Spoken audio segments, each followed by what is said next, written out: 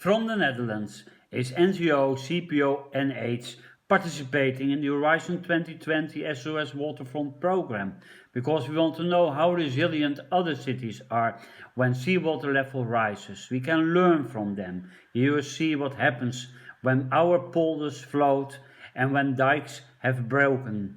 And that's why our researchers of applied science are sent to other cities to gain knowledge and to share it with others.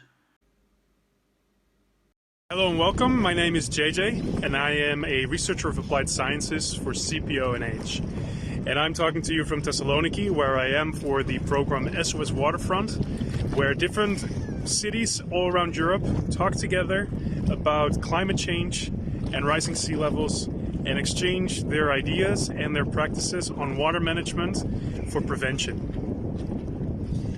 And Thessaloniki is a really interesting city.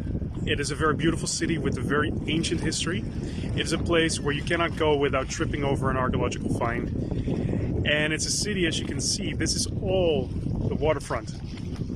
This whole city hugs the bay of Thessaloniki. So water here is very important. But are they also aware about climate change? Now the issue here in Thessaloniki is that there are a lot of short-term issues that are blocking the vision on a long-term view on how to deal with climate change. Currently, Greece in general is having a very tough time after the economic crisis, and this has also had its impact on Thessaloniki. So Thessaloniki has a challenge of not just preparing itself, but also maintaining itself. In the background you can see these big ships. There's a huge harbor in Thessaloniki, but it's still developing. It's not at its full capacity. And on the one hand, that creates a lot of opportunity for Thessaloniki, but on the other hand, it also creates a lot of challenges. One of the short-term challenges that they're also dealing with is pollution, because these ships are not clean. There's also, on the other side of the bay, you can't really see it from here, but on that side, there's an oil refinery, which is also having its impact on the water quality here around Thessaloniki.